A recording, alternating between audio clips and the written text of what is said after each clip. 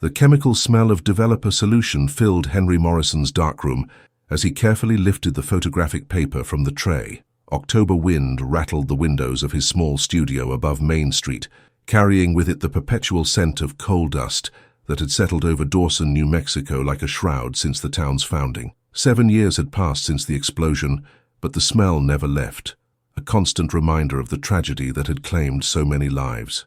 Henry squinted in the red glow of the safety light, watching as the image slowly materialized on the paper. The Hendricks family portrait was coming together nicely. Thomas Hendricks stood proudly behind his wife Martha, their 3 young children arranged in front of them.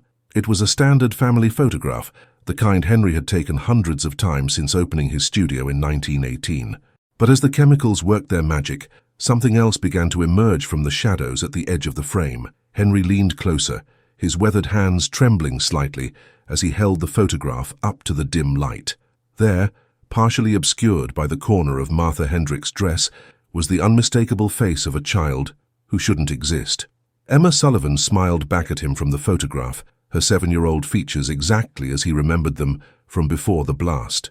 The same blonde pigtails tied with blue ribbons, the same gap-toothed grin, the same bright eyes that had sparkled with mischief whenever she visited the studio with her father, Patrick Sullivan. Henry's breath caught in his throat. He had photographed Emma's funeral, or rather the empty casket they had buried in her honor when her body was never recovered from the mine. He had watched Patrick Sullivan's widow, Mary, weep over that empty box, and he had developed the memorial photographs that now hung in the Sullivan family parlor. The photograph slipped from his fingers and fluttered to the floor. Henry stumbled backward, knocking over a bottle of stop bath that sent acrid chemicals spilling across his workbench. The red light cast eerie shadows on the walls as he stared down at the impossible image.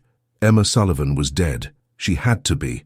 The mine explosion of October 22, 1913, had killed 263 men and boys, including her father, Patrick. Emma had been playing near the mine entrance when the blast occurred, and despite weeks of searching through the rubble, her small body was never found. The town had assumed she was buried somewhere in the collapsed tunnels, her remains lost forever in the twisted wreckage of coal cars and support beams. Yet here she was, clear as day, standing in a photograph taken just yesterday afternoon in his very studio. Henry picked up the photograph with shaking hands, studying every detail. The Hendricks family remained frozen in their formal poses, unaware of the ghostly presence lurking just beyond their peripheral vision. But Emma's eyes seemed to follow Henry as he moved, and that smile, that innocent, terrible smile, seemed to grow wider. The wind outside intensified, causing the building to creak and groan. Henry could hear the familiar sounds of evening settling over Dawson, the distant whistle of the Denver and Rio Grande train, the clatter of wagon wheels on cobblestones, the muffled conversations of miners walking home from their shifts. But beneath it all, he could swear he heard something else, the faint sound of a child's laughter, echoing through the walls like a memory made manifest. Henry glanced at the clock on his wall. Nearly 9 o'clock. He should have been home hours ago, sharing dinner with his wife Eleanor and discussing the mundane details of their quiet life. Instead, he found himself trapped in his darkroom, staring at a photograph that defied every law of nature and reason. He needed to show this to someone, but who would believe him?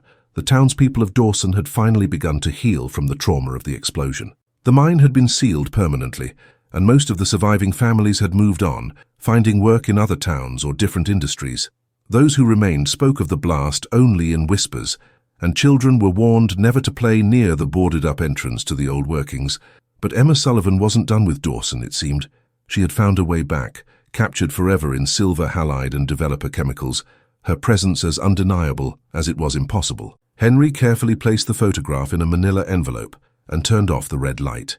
As darkness filled the room, he could have sworn he saw movement in the shadows, a small figure darting between the enlarger and the chemical trays. But when he fumbled for the electric switch and flooded the room with harsh white light, he found himself alone. The silence that followed was deafening, broken only by the steady drip of spilled chemicals hitting the floor. Henry Morrison, professional photographer and rational man, stood in his darkroom clutching an envelope that contained proof of the impossible. Outside, the October wind carried the faint scent of coal dust and something else, something that smelled like earth and decay and the dreams of children who would never grow old. Henry Morrison barely slept that night. He lay in bed beside his wife Eleanor, listening to her steady breathing while his mind raced with questions that had no rational answers. The manila envelope containing the impossible photograph sat on his bedside table, its presence as heavy as a tombstone in the darkness of their bedroom. Every time he closed his eyes, he saw Emma Sullivan's face smiling back at him from the shadows of the Hendricks family portrait. The image was burned into his retinas like a photographic negative, refusing to fade even in the depths of exhaustion. When he finally drifted off near dawn, his dreams were filled with the sound of children's laughter echoing through collapsed mine tunnels. Eleanor stirred as the first rays of sunlight crept through their bedroom curtains. She was a practical woman, 20 years younger than Henry, and possessed of the kind of steady temperament that had made her an ideal partner for a man whose profession required patience and precision. But as she turned to face her husband, she immediately noticed the dark circles under his eyes and the tension in his jaw. "Henry, what's wrong? You were tossing and turning all night," she said, propping herself up on one elbow. Her brown hair fell in loose waves across her shoulders, and her green eyes held the concern of a woman who had learned to read her husband's moods like weather patterns. Henry sat up in bed, running his hands through his graying hair. How could he possibly explain what he had discovered in his darkroom? Eleanor was a church-going woman who believed in the power of prayer and the comfort of Scripture, but she had little patience for what she called supernatural nonsense. The photograph would either terrify her or convince her that her husband was losing his mind. "Just a difficult development session last night," he said finally, reaching for the envelope. "I think I may have made an error with one of the portraits. I should probably redo the entire session." Eleanor studied his face with the sharp intelligence that had first attracted him to her when she arrived in Dawson as a schoolteacher in 1917. "Henry Morrison, I've been married to you for 3 years, and I know when you're not telling me the truth. What really happened?" Before Henry could respond, a knock at their front door echoed through the small house. Eleanor glanced at the clock on their dresser. Barely 7 in the morning, too early for social calls or business inquiries. Henry felt his stomach clench as he pulled on his robe and made his way downstairs, the envelope clutched tightly in his hand. Through the front window, he could see Thomas Hendricks standing on their porch, his face pale and drawn. The man's usual confident demeanor had been replaced by something that looked suspiciously like fear. Henry opened the door, already knowing that whatever had brought Hendricks to his doorstep so early was connected to the photograph. "Henry, I'm sorry to bother you so early, but I had to ask you about yesterday's session," Hendricks said, his voice barely above a whisper. "Martha woke up screaming around 3 this morning, claiming she saw a child standing in our bedroom, a little girl with blonde pigtails." Henry's blood turned to ice in his veins. "What did this child look like, Thomas?" "That's just it. Martha described her perfectly down to the blue ribbons in her hair, but Henry, the description she gave matches Emma Sullivan exactly. You remember Emma, don't you? Patrick Sullivan's little girl who disappeared in the blast?" Henry nodded slowly, his grip tightening on the envelope. "Of course I remember Emma. Well, Martha insists this child was standing at the foot of our bed, just smiling. She said the little girl looked exactly the same as she did 7 years ago, like she hadn't aged a day. When Martha tried to wake me up, the child vanished." Hendricks ran a shaking hand over his face. "I know it sounds crazy, but Martha's never been one for flights of fancy. She's worried sick that something's wrong with our house, or with her mind." Henry felt the weight of the envelope in his hand like a stone. "Thomas, I need to show you something, but I want you to prepare yourself. What I'm about to share with you is going to be difficult to believe." Eleanor appeared at the top of the stairs, wrapped in her own robe and clearly concerned by the early morning visitor. Henry motioned for both of them to join him in the parlor, where he carefully removed the photograph from its envelope and placed it on the coffee table. Thomas Hendricks leaned forward, studying the image of his family. At first, he saw nothing unusual, just the formal portrait they had posed for the previous afternoon, but as Henry pointed to the shadowy corner of the frame, Thomas's face went white. "Dear God in heaven," he whispered. "That's her. That's the little girl Martha saw." Eleanor moved closer, squinting at the photograph in the morning light. When she finally saw Emma's face hidden in the shadows, she gasped and stepped backward, nearly stumbling over the coffee table. "Henry, how is this possible? That child has been dead for 7 years. I taught her Sunday school class before the explosion." Henry looked at his wife and his neighbor, 2 rational adults who were now confronted with evidence that challenged everything they believed about death and the natural order. "I don't know how it's possible," he said quietly, But I developed this photograph myself using fresh chemicals and paper I purchased just last week. There's no way this could be a double exposure or a processing error. Thomas picked up the photograph with trembling hands, studying Emma's face more closely. She looks exactly the same as she did when she was alive. Not older, not different, just exactly the same. And that smile, he shuddered and placed the photograph back on the table. Eleanor sank into her favorite armchair, her face pale but determined. If this is real, and I'm not saying I believe it is, then we need to understand why Emma Sullivan is appearing in photographs and bedrooms 7 years after her death. What could she possibly want? The three adults sat in silence for a long moment, each lost in their own thoughts about the implications of what they were seeing. Outside, the sounds of Dawson waking up filtered through their windows. The clatter of milk wagons, the distant whistle of the morning train, the voices of children walking to school. But beneath those familiar sounds, Henry could swear he heard something else. The faint echo of a little girl's laughter, carried on the October wind like a message from beyond the grave. Word spread through Dawson like wildfire, despite Henry's attempts to keep the photograph private. By noon, a small crowd had gathered outside his studio, their voices carrying a mixture of curiosity and fear that made his skin crawl. Thomas Hendricks had confided in his brother-in-law, who told his wife, who mentioned it to the postmaster's daughter, and within hours the entire town was buzzing with whispered conversations about Emma Sullivan's impossible return. Henry stood at his studio window watching the people below. He recognized most of them. Survivors of the explosion, widows who had lost husbands in the blast, children who had grown up in the shadow of the sealed mine.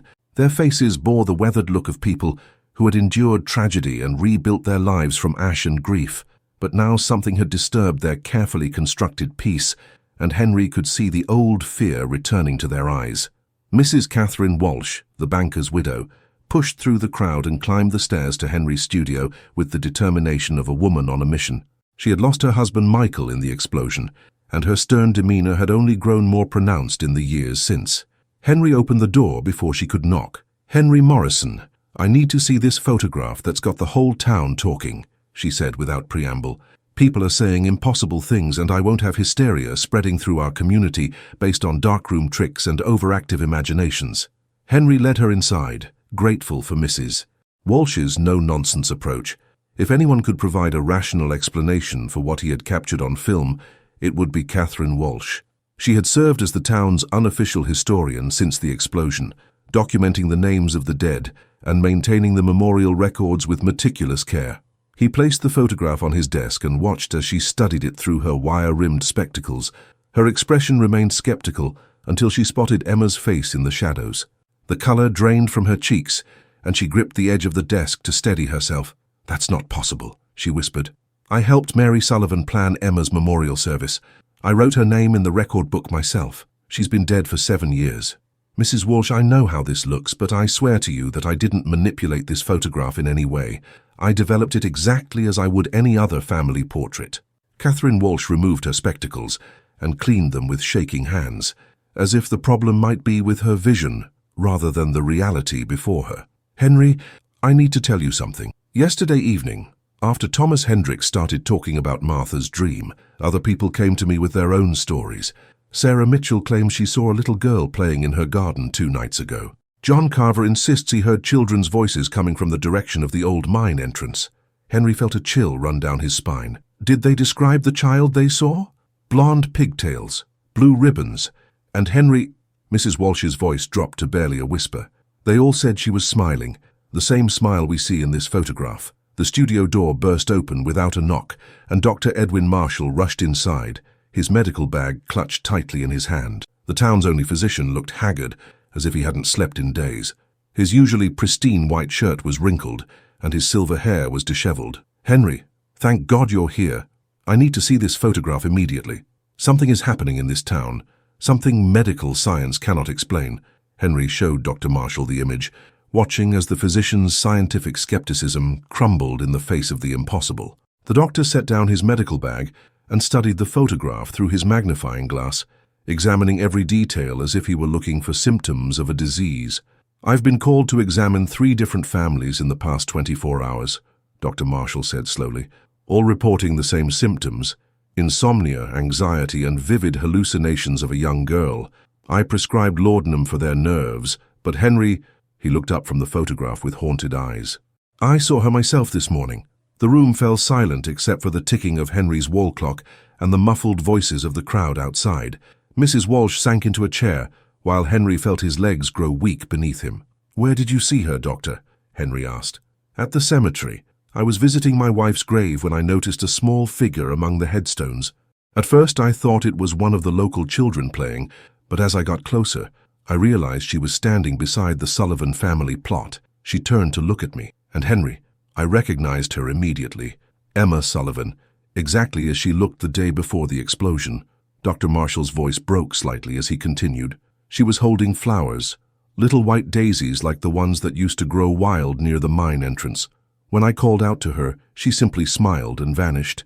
Not ran away, Henry. Vanished like smoke in the wind." Mrs. Walsh stood abruptly, her composure finally cracking. "This is madness. Children don't return from the dead to haunt their neighbors. There has to be a rational explanation for all of this." But even as she spoke the words, Henry could see the doubt in her eyes. The photograph lay on his desk, like evidence in a trial against everything they thought they knew about life and death. Outside, the crowd continued to grow, and Henry could hear fragments of conversation drifting through the window. "My youngest daughter won't sleep in her own room anymore. Found little footprints in the mud behind my house. She was standing in my kitchen, clear as day." The town of Dawson was awakening to something it wasn't prepared to face, the return of a child who should have been at rest, whose presence stirred memories that the living had tried desperately to bury. And at the center of it all was Emma Sullivan, the miner's daughter, whose smile held secrets that 7 years of grief and healing couldn't erase. As if summoned by their conversation, a child's laughter drifted through the studio, faint but unmistakable. All three adults turned toward the sound, but the room remained empty except for the shadows cast by the afternoon sun and the impossible proof of Emma's return, captured forever in silver and light. That evening, Henry found himself standing before the sealed entrance to the old Stag Canyon mine, a place he had avoided for 7 years. The wooden boards that covered the tunnel opening were weathered gray by wind and rain, and someone had painted "Danger, Keep Out" in fading red letters across the planks. Wild grass had grown up around the entrance, and the metal rails that once carried coal cars into the darkness now disappeared beneath tangles of weeds. But it was the flowers that made Henry's breath catch in his throat. Fresh white daisies had been placed at the base of the sealed entrance, their petals bright against the darkening October sky. Dr. Marshall had been right. These were the same flowers Emma had been holding at the cemetery, the same wildflowers that used to bloom near the mine before the explosion. "I figured I'd find you here eventually." Henry turned to see Mary Sullivan approaching through the gathering dusk. Patrick Sullivan's widow had aged considerably in the 7 years since the blast, her once auburn hair now streaked with silver, and her green eyes dimmed by grief. She moved slowly, favoring her left leg where it had been injured during the frantic search for survivors in the days following the explosion. "Mrs. Sullivan," Henry said quietly, removing his hat out of respect, "I wasn't sure if you'd heard about the photograph." Mary Sullivan's laugh was bitter and tired. "Henry, everyone in Dawson has heard about the photograph by now. Mrs. Walsh came to see me this afternoon, full of concern and scientific skepticism. She wanted to know if I had any rational explanation for why my dead daughter appears to be haunting the town." She knelt carefully beside the daisies, her weathered hands tracing the white petals with infinite gentleness. "But you see, Henry, Emma isn't dead. I've always known she wasn't dead." Henry stared at the woman in shock. "Mrs. Sullivan, what do you mean? Emma was at the mine when the explosion occurred. The searchers couldn't find her body, but everyone assumed she was buried in the collapse. But they never found her, Henry. Not a trace. No torn clothing, no belongings, no sign that she had ever been in those tunnels when they collapsed." Mary stood slowly, her eyes fixed on the sealed mine entrance. "I spent weeks down there with the rescue teams, searching through rubble and debris. I know every inch of those tunnels. And Emma was never there." The wind picked up, rattling the boards that covered the mine entrance, and carrying with it the scent of coal dust and something else, something that reminded Henry of his darkroom chemicals and old photographs. "If Emma wasn't killed in the explosion, then where has she been for 7 years?" Henry asked. Mary Sullivan turned to face him, and in the fading light, Henry could see tears glistening on her cheeks. "That's what I've been trying to figure out. But I think the answer is connected to why Patrick was really at the mine that day." She reached into her coat pocket and withdrew a folded piece of paper, yellowed with age and creased from being handled countless times. Patrick wrote this letter the night before the explosion. I found it hidden in his work clothes after the funeral. I've never shown it to anyone before now. Henry unfolded the letter carefully, squinting to read Patrick's careful handwriting in the dim light. My dearest Mary, if something happens to me tomorrow, you must know the truth about the mine. The company has been cutting corners on safety for months, ignoring gas readings and pushing the men to work faster. I have documented evidence of their negligence, hidden where only Emma knows to look. Tomorrow, I plan to confront Mr. Richardson about the dangerous conditions before someone gets killed. If I don't come home, tell Emma to show you our secret place. She will understand. The truth must come out, Mary. Too many lives depend on it. With all my love, Patrick. Henry looked up from the letter, his mind racing. Patrick knew the explosion was going to happen. Not exactly, but he knew conditions were dangerous enough that men might die. He had been documenting safety violations for weeks, gathering evidence to present to the mine owners. Mary took the letter back and folded it carefully. The morning of the explosion, Emma asked if she could walk with him to the mine entrance, like she did sometimes. I said yes, thinking it would be their last normal moment together before Patrick confronted the company. The pieces of a terrible puzzle began forming in Henry's mind. Mrs. Sullivan, what if Emma wasn't killed in the explosion because she wasn't in the mine when it happened? What if she saw something that day? Something that certain people didn't want her to see? Mary nodded slowly. That's what I've wondered for 7 years. Patrick mentioned a secret place that only Emma knew about. Somewhere he hid his evidence, but I've never been able to find it. And Emma, her voice broke. Emma disappeared before she could show me. The daisies at their feet seemed to glow in the gathering darkness, and Henry could swear he heard the distant sound of a child's voice carried on the October wind. But this time, the voice wasn't laughing. It was calling out, urgent and desperate, like a little girl trying to get her mother's attention. Mrs. Sullivan, Henry said quietly, I think Emma has been trying to tell us something. The photograph, the sightings, the flowers. What if she's not haunting the town? What if she's trying to lead us to the truth Patrick died trying to expose? Mary Sullivan looked at the sealed mine entrance, then back at Henry. You think my daughter's spirit is still here because she has unfinished business? I think Emma Sullivan knows who was really responsible for the explosion that killed her father and 262 other men. And I think she's been waiting 7 years for someone to listen to what she has to say. As if in response to his words, the boards covering the mine entrance creaked and shifted, and Henry could have sworn he saw a small shadow move across the weathered wood.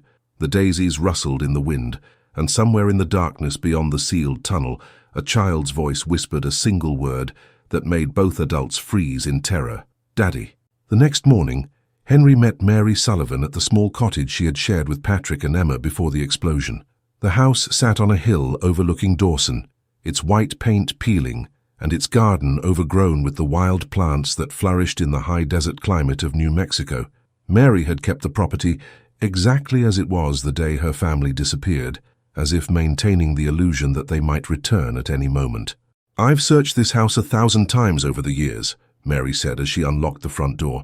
Every drawer, every closet, every loose floorboard. If Patrick hid evidence here, I should have found it by now.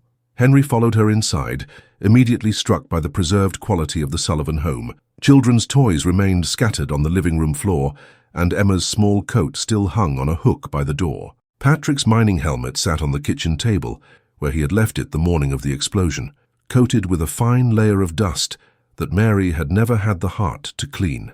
Mrs. Sullivan, Patrick's letter mentioned that only Emma knew where the evidence was hidden. That suggests it wasn't just somewhere in your house, it was somewhere special to her, a place she would think of as theirs alone. Mary nodded thoughtfully. Emma was always finding little hiding spots around our property. She loved secrets and treasure hunts.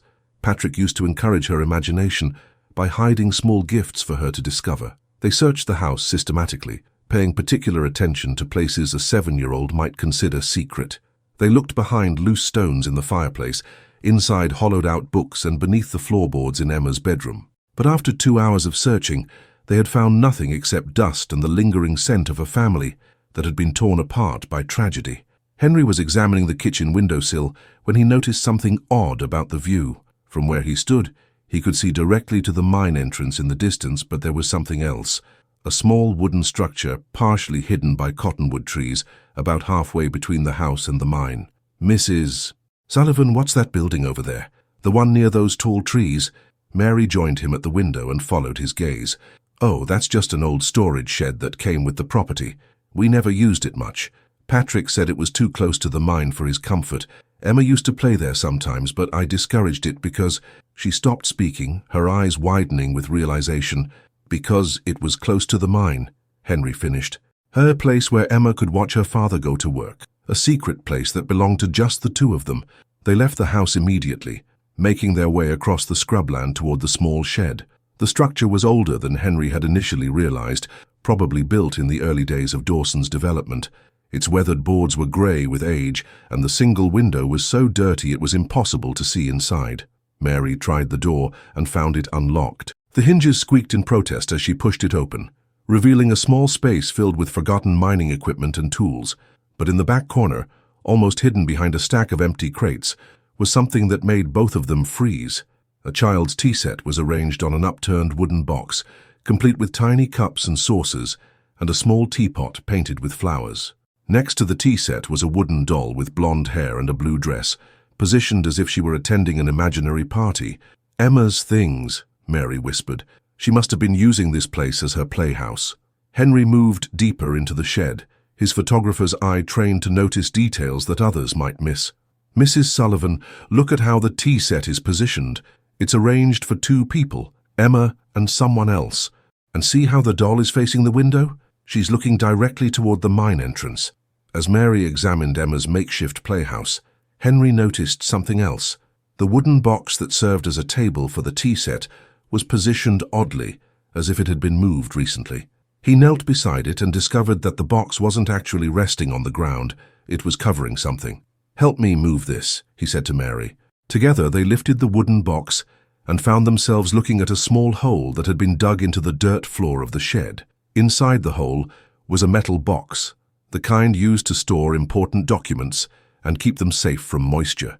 Mary's hands shook as she lifted the box from its hiding place. This has to be what Patrick was talking about in his letter, the evidence he gathered. The metal box wasn't locked, but the hinges were stiff with disuse.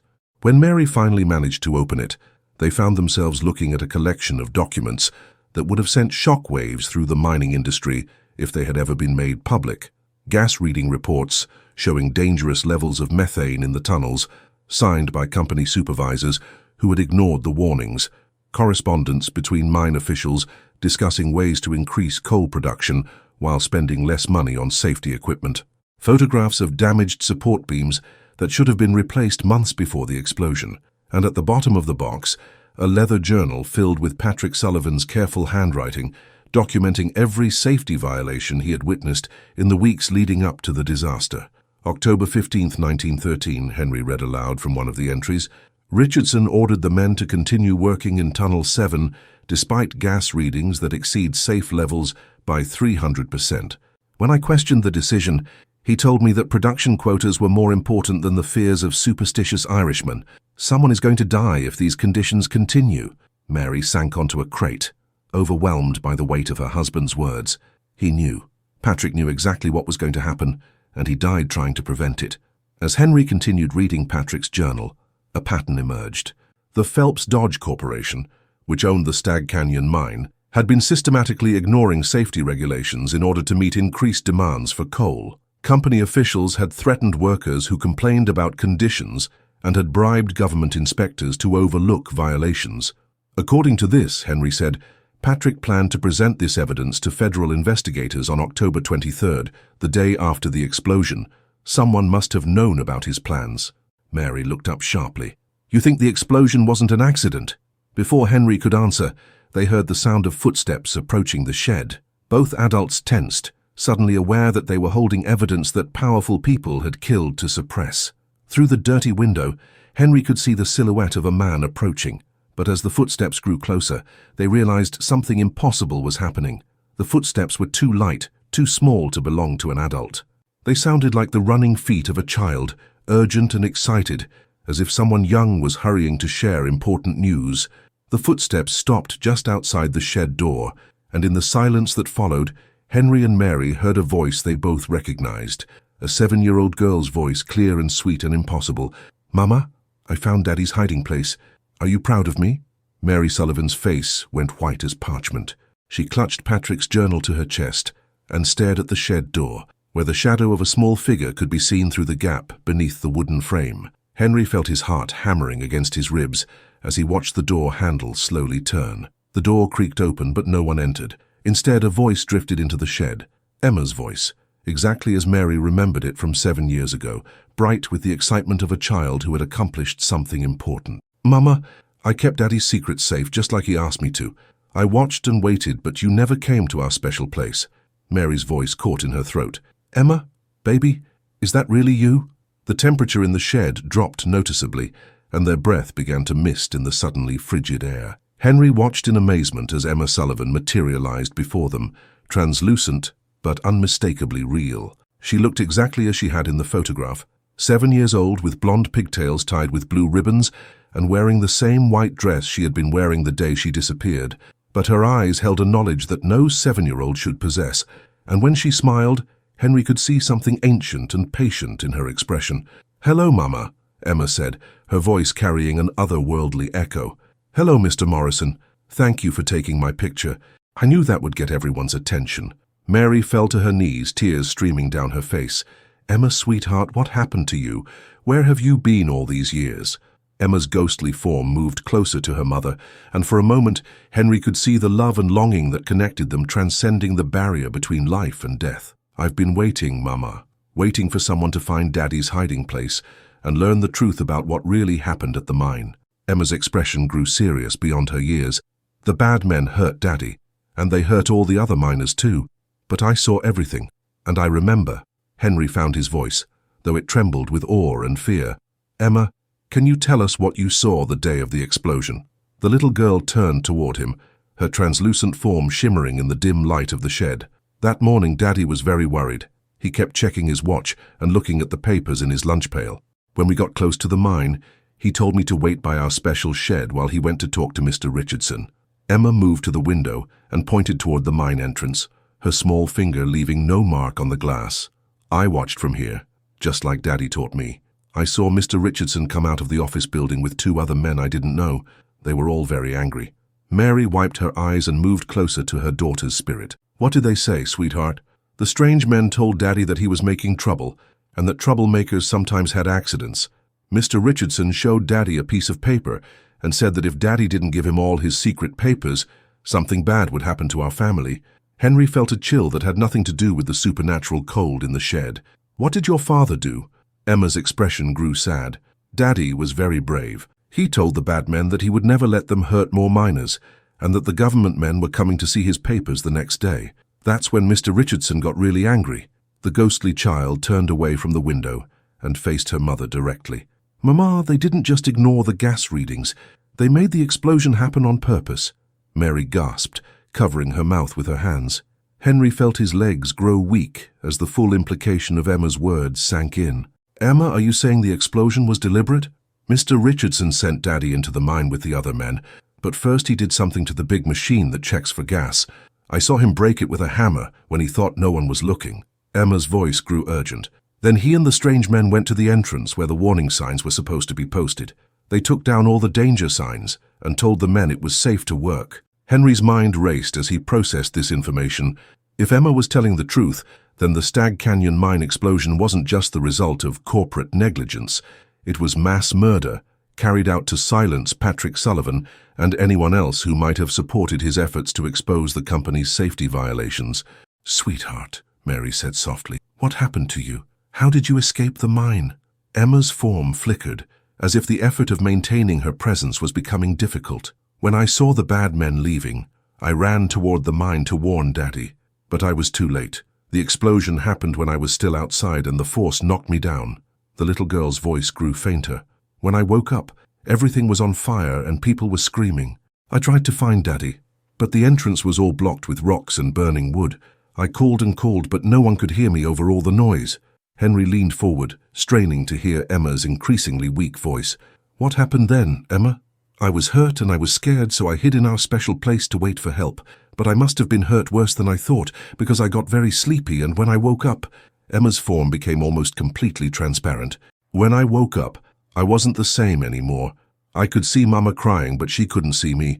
I could watch Mr. Richardson at the memorial service pretending to be sad, but I couldn't tell anyone what I had seen." Mary reached toward her daughter's spirit, her hands passing through the ghostly form. "Oh, baby, I'm so sorry. I should have found you. I should have known you were trying to tell me something." Emma's voice was barely a whisper now. "It's okay, Mama. I waited because I knew someday someone would listen. Mr. Morrison's camera could see me because some people have gifts that let them touch the world where I live now." The little girl's form began to fade entirely, but her voice carried one final, urgent message. "The bad men are still here, Mama. Mr. Richardson still lives in the big house on the hill, and the other men who helped him, they never got punished for what they did. You have to make sure everyone knows the truth, or more people will get hurt." With those words, Emma Sullivan vanished completely, leaving behind only the scent of white daisies and the weight of a terrible truth that had been buried for 7 years beneath tons of coal and lies.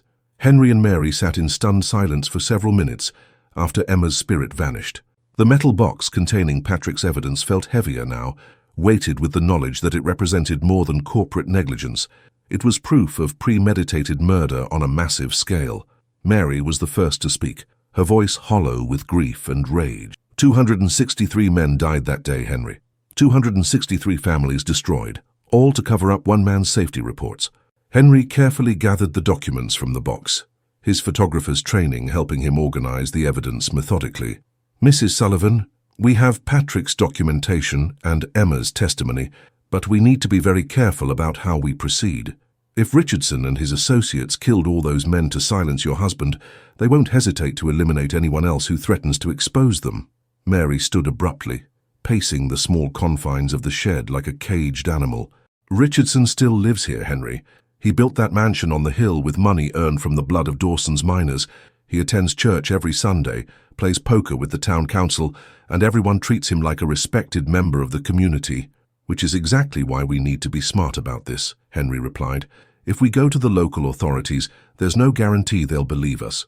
A ghost story and 7-year-old documents might not be enough to convince a judge, especially when Richardson has had years to establish himself as a pillar of the community." Mary stopped pacing and fixed Henry with a determined stare. "Then what do you suggest? That we let him continue living his comfortable life while my husband and all those other men rot in their graves?" Before Henry could answer, they heard the sound of horses approaching at a gallop. Through the dirty window, they could see 2 men on horseback riding hard toward the shed, their faces grim and purposeful. Henry recognized one of them immediately, Charles Richardson himself, older and grayer than he had been 7 years ago, but still carrying himself with the arrogance of a man accustomed to power. "Hide the evidence," Henry hissed, but Mary was already stuffing the documents back into the metal box. She quickly replaced it in the hole and moved the wooden crate back into position, while Henry tried to make their presence in the shed look casual. The riders pulled up outside, and Henry could hear Richardson's voice, harsh and commanding. "I don't care what you have to do, Coleman. We can't let this ghost nonsense stir up questions about the explosion. Too many people are starting to remember things they should have forgotten years ago." Henry pressed himself against the wall beside the window, straining to hear the conversation outside. Mary crouched behind a stack of crates, her face pale but determined. "Mr. Richardson," came a second voice that Henry didn't recognize, "maybe we should just let this supernatural talk run its course. People will get bored and move on to other gossip." "You fool," Richardson snapped. "This isn't just idle gossip. That photographer has evidence. I can feel it. And Mary Sullivan has been asking too many questions around town. She's been talking to people about her husband's papers, asking if anyone remembers seeing Patrick with documents before the explosion." Henry felt ice form in his stomach. They had been more careless than they realized, and Richardson's network of informants had been watching them. "What do you want me to do?" the second man asked. "Watch them both, Morrison and the Sullivan woman. If they get too close to the truth, we'll handle them the same way we handled Patrick Sullivan, quietly and permanently." Henry heard the creak of saddle leather as one of the men dismounted. Footsteps approached the shed, and Henry realized with growing horror that Richardson intended to search Emma's hiding place. The door handle turned slowly, and Henry pressed himself further against the wall, hoping the shadows would conceal him. But as the door swung open, revealing Richardson's tall frame silhouetted against the afternoon sky. Henry knew they had been discovered. Richardson stepped into the shed, his cold grey eyes scanning the interior until they settled on Henry and Mary. A thin smile played across his lips, devoid of any warmth or humanity. Well, well, Henry Morrison and the grieving widow Sullivan. How convenient to find you both here, in this particular location. Richardson's voice carried the smooth confidence of a man who had talked his way out of difficult situations before. I trust you've been having an interesting conversation about the past. Mary stood slowly, her chin raised in defiance despite the fear Henry could see in her eyes. Mr. Richardson, still taking an active interest in the welfare of Dawson's citizens, I see. Indeed, Mrs. Sullivan, especially when those citizens seem determined to disturb the peace with wild stories about explosions and corporate conspiracies. Richardson moved deeper into the shed, his eyes taking note of every detail. You know, this old building holds many memories. I remember when your late husband used to bring young Emma here for their little father-daughter visits. Henry felt Mary tense beside him at Richardson's casual mention of Emma, but she managed to keep her voice steady. What do you want, Richardson? I want you to stop spreading lies about the mine explosion. The official investigation concluded that the blast was caused by a gas pocket ignition, a tragic accident that claimed many good men. There's nothing to be gained by rehashing old theories and disturbing the families who have finally found peace. Richardson's companion appeared in the doorway, a heavy-set man with nervous eyes who kept glancing between his boss and the two trapped civilians. Henry realized this was Coleman, probably one of Richardson's enforcers from the mining company. Mrs. Sullivan, Richardson continued, his tone becoming more menacing, you've lived quietly for 7 years. You have a nice little house, a modest income from your late husband's pension, and the respect of the community. It would be unfortunate if circumstances forced you to relocate to a less comfortable situation. Henry stepped forward, placing himself between Richardson and Mary. Are you threatening Mrs. Sullivan, Mr. Richardson? The mine owner's smile grew wider and more predatory. Not threatening, Mr. Morrison, simply explaining the natural consequences of poor decision-making. You see, Dawson is a small town, and small towns depend on stability and cooperation.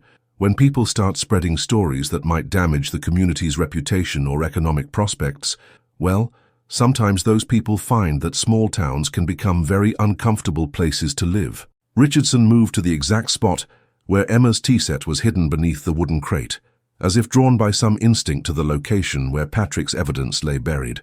He stood there for a long moment, his eyes fixed on Henry and Mary, with the patience of a predator who knew his prey had nowhere to run.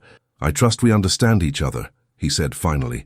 The past should remain buried, along with all the foolish theories and desperate accusations that died with Patrick Sullivan 7 years ago. As Richardson turned to leave, the temperature in the shed plummeted, just as it had when Emma appeared. Henry watched in amazement as frost began forming on the windows and their breath misted in the suddenly Arctic air. Richardson stopped in the doorway, his confident demeanor faltering as he felt the supernatural cold. Behind him, Coleman stepped backward nervously, his eyes darting around the shed as if expecting something to emerge from the shadows. And then, clear as a bell and unmistakably the voice of a child, Emma Sullivan spoke from the empty air around them. "Hello, Mr. Richardson, I remember you." Richardson's face turned ashen as Emma's voice echoed through the shed, seeming to come from everywhere and nowhere at once. Coleman stumbled backward, nearly falling as his legs betrayed him, while Henry and Mary watched in fascination as the man who had orchestrated mass murder finally came face to face with one of his victims. "That's impossible," Richardson whispered, his carefully maintained composure cracking like ice in spring. "She's dead. They're all dead." Emma's ghostly form began to materialize in the center of the shed, translucent but gaining solidity with each passing second. Her 7-year-old face held an expression of terrible wisdom as she stared at the man who had killed her father.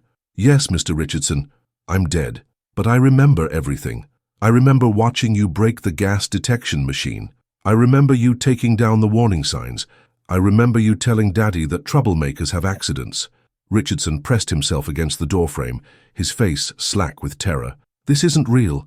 This is some kind of trick, some elaborate hoax designed to— "To what?" Emma interrupted, her child's voice carrying an otherworldly authority that silenced the mine owner completely. "To make you confess to murdering my daddy and 262 other innocent men?" Coleman made a choking sound and fled the shed entirely, his heavy footsteps pounding away across the scrubland as he ran toward his horse. Richardson looked as if he wanted to follow, but seemed paralyzed by Emma's presence. Henry watched in amazement as Emma's form became more solid, more real, as if her rage and determination were giving her the power to bridge the gap between life and death more completely than ever before. "You killed them all," Emma continued, taking a step toward Richardson. "But you made a mistake, Mr. Richardson. You thought if you got rid of my daddy's papers and scared away anyone who might ask questions, your secret would be safe forever." Richardson found his voice, though it shook with fear. "What do you want? What could a dead child possibly want after 7 years?" Emma smiled, and for the first time since Henry had encountered her spirit, the expression was neither innocent nor sweet. It was the smile of someone who had waited patiently for justice and finally saw it within reach. "I want you to tell them the truth. I want you to confess what you did to all those men, and I want you to face the consequences of your actions." "Never," Richardson snarled, some of his arrogance returning as desperation took hold. "Even if you were real, which you're not, the word of a dead child means nothing. I'm a respected businessman, a pillar of this community. No one would believe your fantasies over my reputation." As if summoned by his defiance, the air in the shed grew even colder, and Henry felt the unmistakable presence of other spirits gathering around them. Shadows began moving along the walls, not cast by any visible source, but moving independently, taking the shapes of men in mining clothes. "You're right that one child's word might not be enough," Emma said softly. "But what about 263 witnesses?" The shadows on the walls began to take more definite form, and Henry realized with a mixture of awe and terror that the spirits of all the mine explosion victims were manifesting in the small shed. He could see Patrick Sullivan's tall frame among them, along with dozens of other men he recognized from memorial photographs. Richardson's composure shattered completely as he found himself surrounded by the ghosts of every man who had died in the explosion he had orchestrated. They stood in silent accusation, their spectral forms radiating anger and betrayal. "This isn't possible," Richardson moaned, sinking to his knees as the weight of their collective presence pressed down on him. "You're all supposed to be gone, dead, buried." Patrick Sullivan's spirit stepped forward, and when he spoke, his voice carried the authority of a man who had died, trying to save others. "We've been waiting, Richardson, waiting for the truth to surface, waiting for justice to be served." Henry felt Mary grip his arm as she saw her husband's spirit for the first time in 7 years. Tears streamed down her face, but her expression was one of fierce pride rather than sorrow. "The evidence is still here," Patrick continued, his ghostly form pointing toward the hidden box beneath Emma's tea set. "Every document, every photograph, every piece of proof you thought you had destroyed. My daughter kept it safe, just as I asked her to." Richardson looked around wildly, trapped in a circle of vengeful spirits with nowhere to run. "What do you want from me? I can't bring them back. I can't undo what happened." Emma moved closer to him, her small ghost radiating a power that seemed to grow stronger with each passing moment. "We want you to confess. We want you to tell the authorities exactly what you did and why you did it. We want the families of every man who died to know that their loved ones were murdered, not killed by accident. And if I refuse?" The spirits around the shed began to move closer, their forms becoming more solid and threatening. Henry could feel the temperature dropping even further, and ice crystals began forming on the metal surfaces of the old mining equipment. "If you refuse," Patrick Sullivan said quietly, "then we'll make sure you join us. Tonight, here, in this place where my daughter waited 7 years for justice." Richardson looked around at the circle of angry dead, understanding finally that he was facing something beyond his ability to manipulate or control. His empire of lies and corruption meant nothing in the face of supernatural justice. "The families," he whispered, his voice broken. "If I confess, what happens to the families who have moved on? What happens to the people who have built new lives on the compensation money?" Emma's expression softened slightly, showing a glimmer of the compassionate child she had been in life. "The truth doesn't punish the innocent, Mr. Richardson. It only punishes those who deserve punishment." Henry watched as the man who had terrorized an entire town with threats and violence crumbled before the judgment of his victims. Richardson's hands shook as he looked up at Emma's ghostly form. What do you want me to do?" 3 hours later, the entire population of Dawson seemed to have gathered in the town hall, drawn by word that Charles Richardson had requested an emergency meeting to make a public statement about the mine explosion.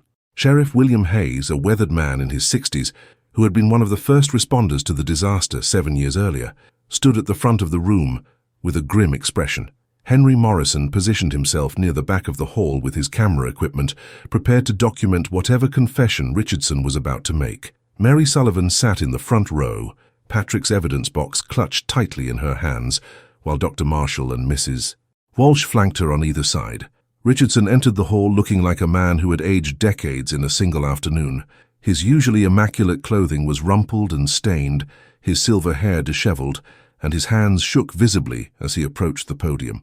Behind him walked Coleman, equally haggard, along with 2 other men Henry didn't recognize, presumably the associates Emma had mentioned seeing on the day of the explosion.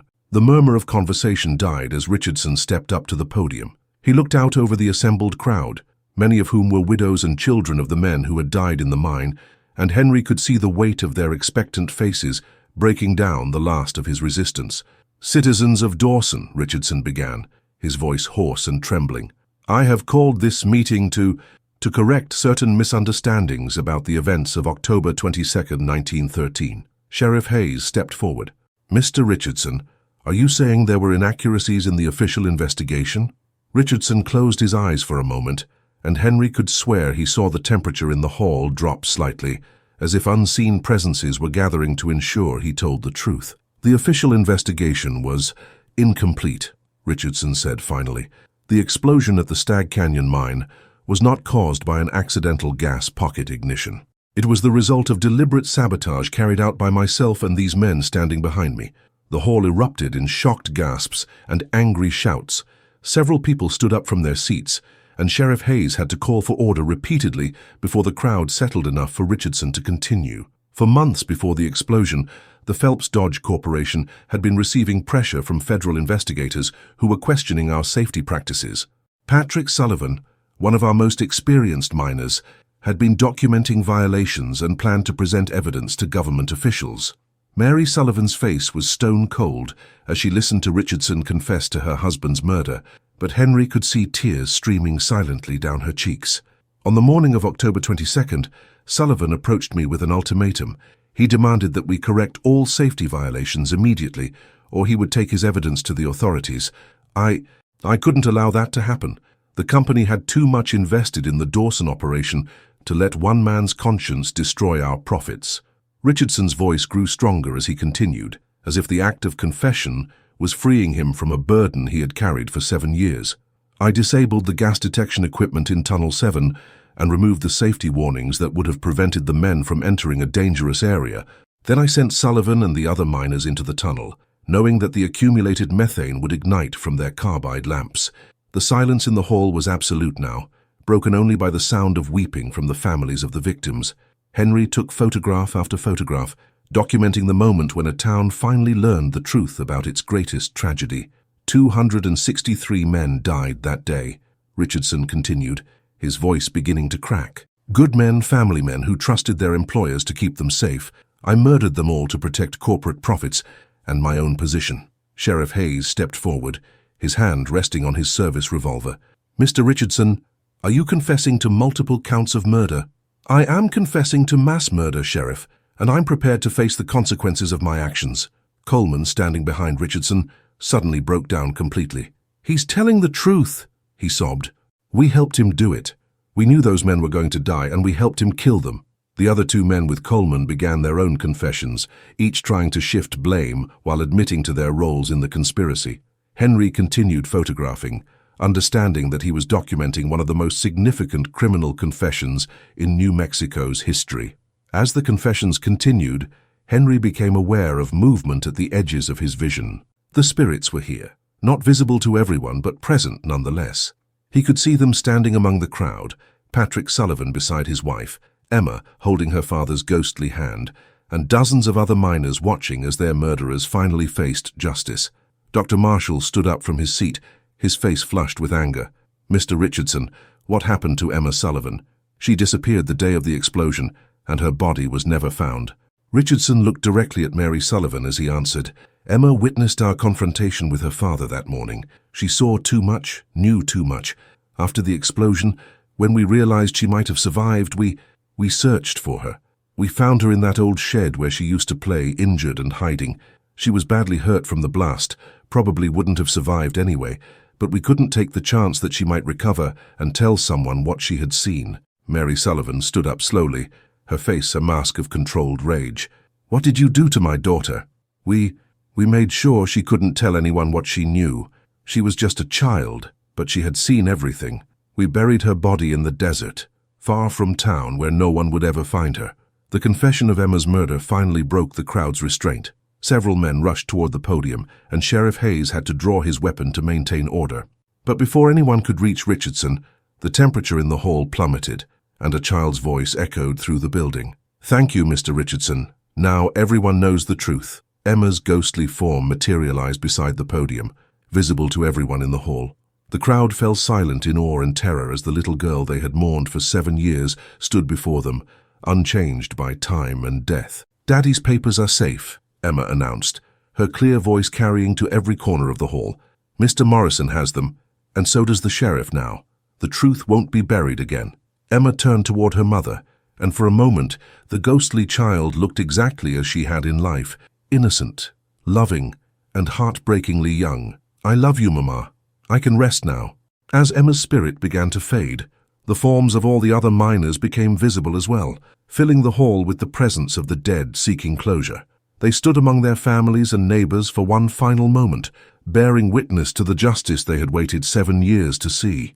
And then, as suddenly as they had appeared, the spirits were gone, leaving behind only the living to deal with the consequences of truth finally revealed.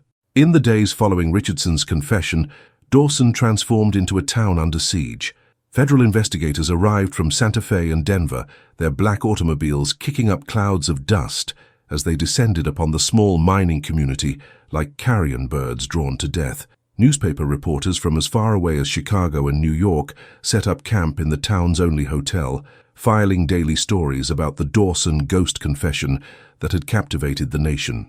Henry Morrison found himself at the center of the media storm, his photographs of the supernatural manifestations becoming front-page news across the country. But the attention made him uncomfortable, and he retreated to his darkroom whenever possible, developing image after image from that extraordinary evening in the town hall. Mary Sullivan handled the spotlight with quiet dignity, presenting Patrick's evidence to the federal investigators and patiently answering their questions about her husband's documentation of safety violations. The metal box from Emma's hiding place had yielded a treasure trove of evidence that corroborated every detail of Richardson's confession. On the 3rd day after the confession, Henry was working in his studio when Eleanor burst through the door, her face flushed with excitement and holding a telegram in her trembling hands. "Henry, you need to see this. It's from the Denver Post. They want to buy exclusive rights to your photographs for a national feature story about supernatural justice." Henry looked up from the portrait he was retouching, his eyes tired from lack of sleep. "Eleanor, I'm not sure I want to profit from Emma's death or the pain of these families, but think about what this could mean for us, for our future. The money from these photographs could set us up for life." Before Henry could respond, they heard footsteps on the stairs outside his studio. Mary Sullivan appeared in the doorway, looking older than her 43 years, but carrying herself with a new sense of purpose. "Mrs. Sullivan," Henry said, standing immediately. "How are you holding up?" Mary managed a tired smile. "As well as can be expected. The investigators tell me that Richardson and his associates will face federal murder charges. There's even talk of reopening cases in other Phelps Dodge mining operations where similar accidents occurred." She noticed the telegram in Eleanor's hands and the guilty expression on Henry's face. "I hope you're not having second thoughts about sharing your photographs with the world, Henry." "Emma's story needs to be told." Eleanor stepped forward eagerly. "The newspapers are offering substantial money for exclusive access to Henry's documentation of the supernatural events." Mary's expression hardened slightly. "And what do you plan to do with that money, Mrs. Morrison?" The question hung in the air like smoke from a carbide lamp. Henry realized that Mary was testing them, measuring whether they would honor the sacrifice her family had made or simply profit from their tragedy. "Mrs. Sullivan," Henry said carefully, "if we do sell the photographs, I think the money should go towards something that would honor the memory of the men who died, perhaps a proper memorial, or financial assistance for the families who are still struggling." Mary's smile returned, warmer this time. "That's exactly what Patrick would have wanted. He always believed that the truth should serve the community, not in rich individuals. Over the following week, Henry worked with Mary and the other survivors to establish the Dawson Memorial Fund, using the money from his photographs to provide educational scholarships for the children of mining families and to create a permanent monument honoring the 263 men who had been murdered 7 years earlier. But even as the town worked to heal from the revelation of the truth, strange things continued to happen. Several residents reported seeing Emma playing in the cemetery, tending to the graves of the miners, with ghostly flowers that appeared and disappeared like morning mist. Others claimed to hear the sound of men's voices echoing from the direction of the sealed mine, as if the spirits were finally at peace but wanted to ensure their story was remembered. Dr. Marshall, who had become something of an expert on the supernatural events, theorized that the spirits would continue to manifest until all aspects of the truth had been revealed and justice had been fully served. His theory proved correct when federal investigators discovered evidence linking Richardson's conspiracy to similar incidents at Phelps Dodge operations in Arizona and Colorado. Telegrams began arriving daily with news of additional arrests and confessions, as the Dawson case opened floodgates of investigation into corporate murder throughout the American mining industry. Henry was printing photographs for the memorial exhibition when he became aware of a familiar presence in his darkroom. He looked up to see Emma standing beside his enlarger, her ghostly form more translucent than before, but still unmistakably present. "Mr. Morrison," she said, her child's voice softer now, less urgent than it had been during the confrontation with Richardson. "Thank you for helping Mama and me tell our story." Henry set down his printing tongs and faced the little girl's spirit. "Emma, your courage saved more lives than just those lost in the Dawson explosion. Because of your testimony, other mining companies will have to change their practices." Emma smiled, and for the first time since Henry had encountered her, the expression held no trace of supernatural knowledge or otherworldly wisdom. She looked like what she had always been, a 7-year-old child who loved her parents and wanted to do the right thing. "I can see Daddy again now," she said happily, "and all the other miners. They're not angry anymore because everyone knows the truth about what happened to them." The red light in Henry's darkroom seemed to grow warmer, less harsh, as Emma's presence filled the space with a sense of peace that had been absent from Dawson for 7 long years. "Will we see you again?" Henry asked. Emma shook her head gently. "I don't think so. My job is finished now. Mama will be okay, she's stronger than she knows, and the town will heal because the truth always helps people heal." As Emma's form began to fade for what Henry sensed would be the last time, she turned back toward him with one final message. "Tell everyone that love doesn't die, Mr. Morrison. It just changes into something different, something that watches over the people left behind." And then she was gone, leaving Henry alone in his darkroom with the developing photographs that would ensure Emma Sullivan's story lived forever in the memory of a grateful nation. 6 months after Richardson's confession, the federal courthouse in Santa Fe became the center of national attention as the trial of the century began. Henry Morrison sat in the packed courtroom, his camera bag at his feet and a press credential pinned to his lapel, documenting the proceedings that would determine whether corporate executives could be held accountable for mass murder. The prosecution's case was built on the foundation of Patrick Sullivan's meticulously documented evidence and Richardson's own confession. District Attorney James Crawford, a stern man with steel-gray hair and piercing blue eyes, presented the jury with a mountain of proof that the Dawson explosion had been a deliberate act of murder motivated by corporate greed. "Ladies and gentlemen of the jury," Crawford said during his opening statement, "the evidence will show that Charles Richardson and his associates made a cold, calculated decision to murder 263 innocent men rather than spend money on safety equipment. They chose profit over human life, and then they spent 7 years covering up their crimes."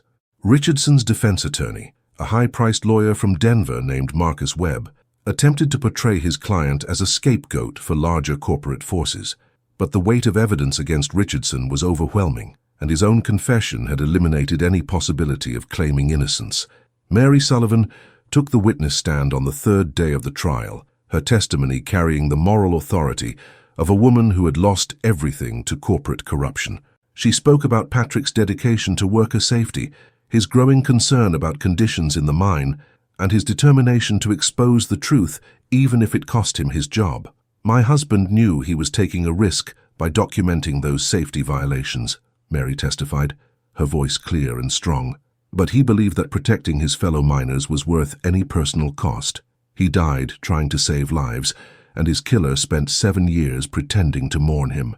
The courtroom fell silent as Mary described finding Patrick's evidence in Emma's hiding place and learning the truth about both her husband's and daughter's murders. Several jurors were visibly moved to tears as she recounted Emma's supernatural appearances and her desperate attempts to communicate the truth. Henry's photographs of the ghostly manifestations were admitted as evidence, despite vigorous objections from the defense. The images of Emma's spirit and the spectral forms of the murdered miners provided unprecedented documentation of supernatural testimony, creating legal precedents that would be debated in law schools for decades.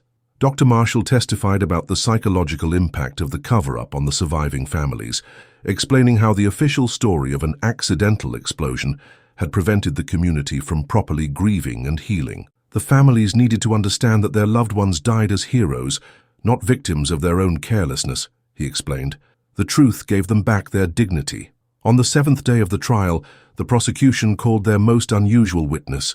Mrs. Catherine Walsh took the stand and, under oath, testified about her conversations with Emma's spirit. Her reputation for absolute honesty and her detailed documentation of the town's history gave weight to testimony that would have been dismissed as fantasy in any other courtroom.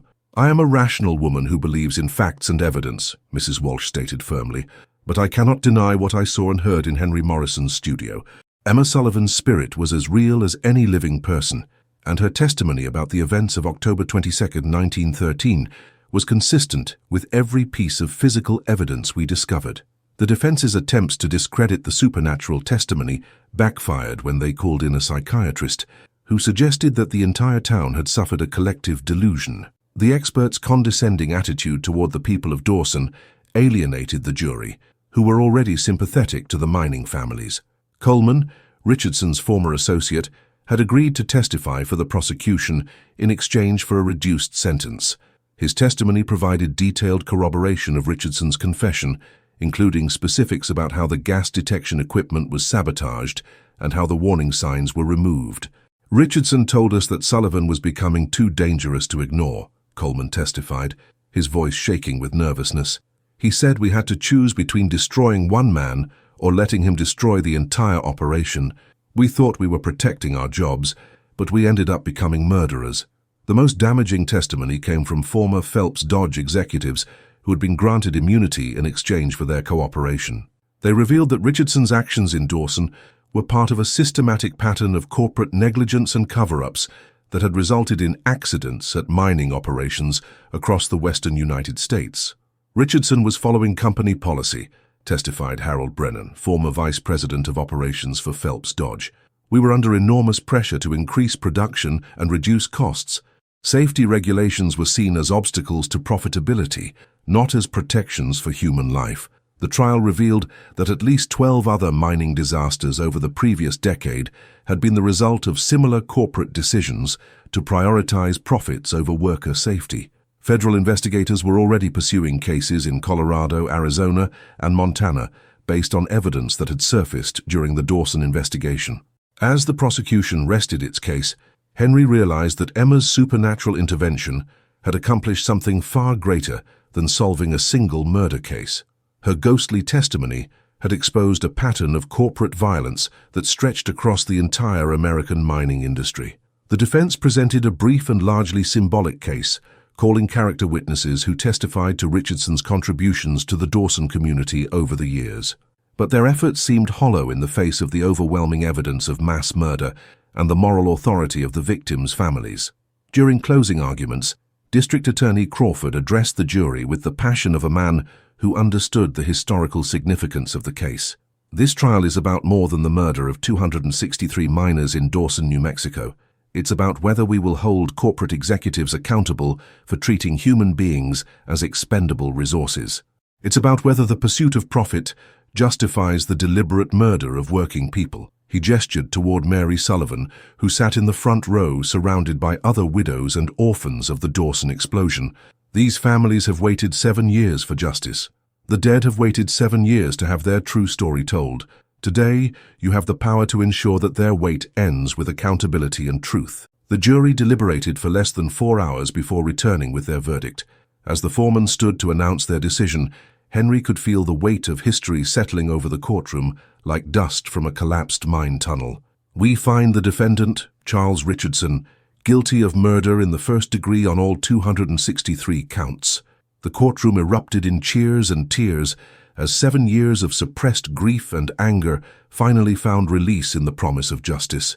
Henry captured the moment with his camera, documenting the faces of families who had finally received validation that their loved ones had died as heroes, not as victims of their own carelessness.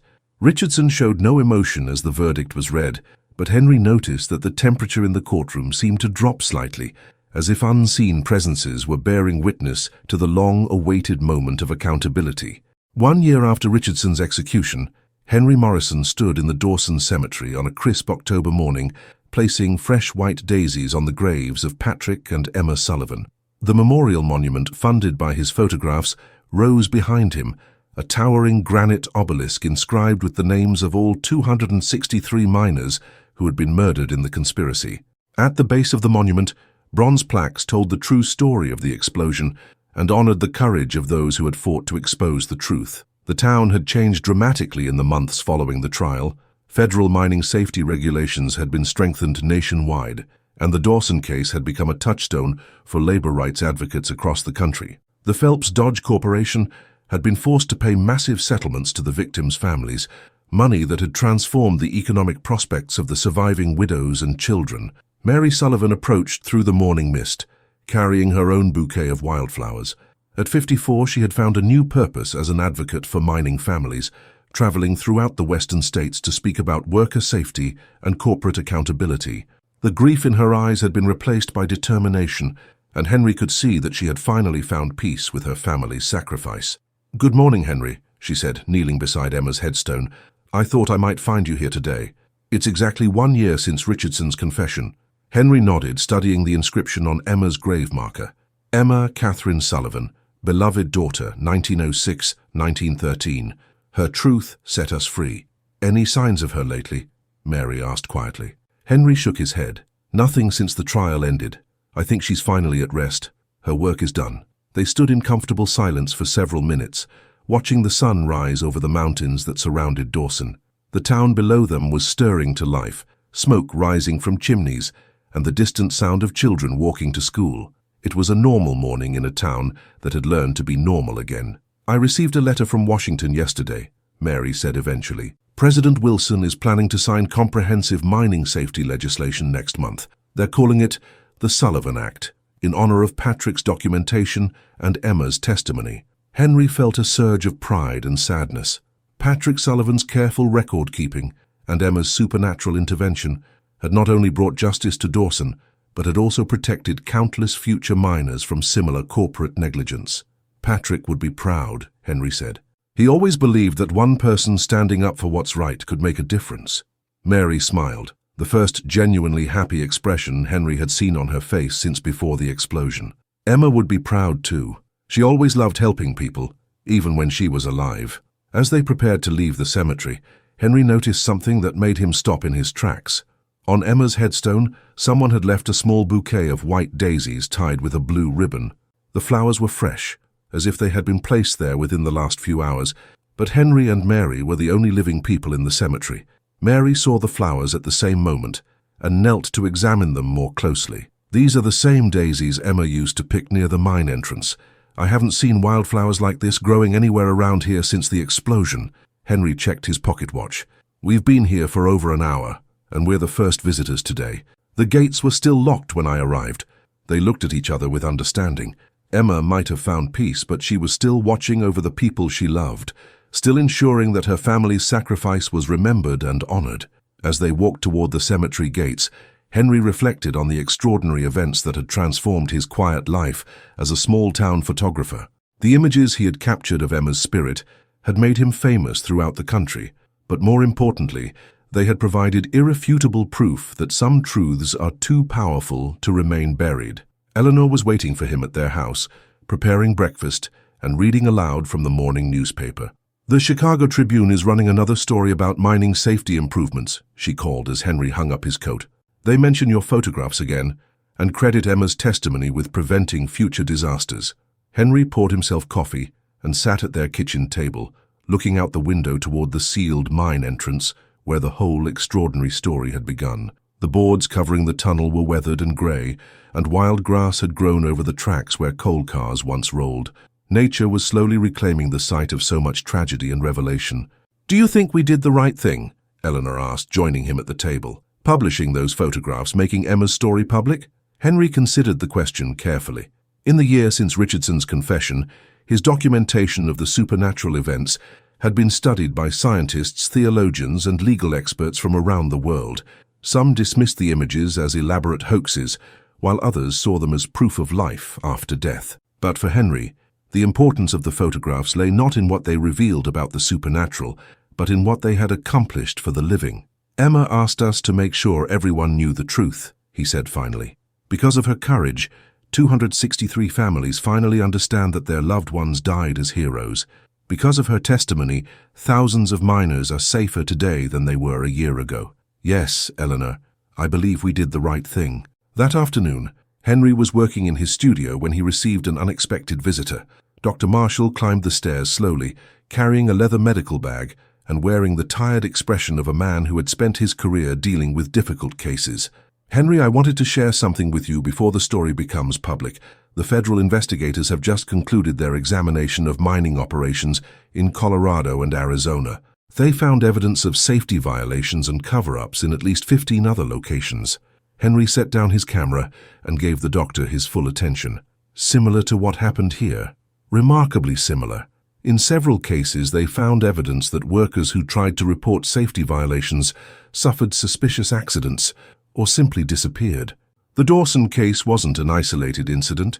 It was part of a systematic pattern of corporate violence against workers who threatened company profits." Dr. Marshall opened his medical bag and withdrew a thick manila envelope. "The investigators asked me to give you this. It's a collection of photographs from the other mining sites, along with documentation of the safety violations they uncovered. They want you to create a traveling exhibition that will tour the country, educating people about the true costs of unregulated industrial capitalism." Henry accepted the envelope with trembling hands, understanding that his role as a documenter of truth was far from over. Emma's supernatural intervention had been just the beginning of a larger movement toward corporate accountability and worker protection. As evening fell over Dawson, Henry walked once more to the cemetery, drawn by an impulse he couldn't explain. The memorial monument stood silhouetted against the sunset, its granite surface reflecting the last light of day. At its base, the bronze plaques gleamed like beacons, ensuring that the true story of the Dawson explosion would never again be forgotten or distorted. Henry removed his hat and stood in silent tribute to the 263 men whose deaths had been avenged and whose sacrifice had protected countless others. The October wind carried the scent of sage and wild grass, and for a moment he could have sworn he heard the distant sound of children's laughter, not haunted or otherworldly, but joyful and free. Somewhere beyond the veil that separates the living from the dead, Emma Sullivan was finally playing with her father again, their work complete, and their truth preserved forever in the memory of a grateful nation. The miner's daughter had smiled her way into history, and her legacy would protect the children of future generations from the greed and negligence that had claimed so many lives in America's industrial age. As Henry Morrison walked home through the gathering darkness, he carried with him the knowledge that some photographs capture more than images. They capture souls and truth and the eternal power of love to transcend death itself.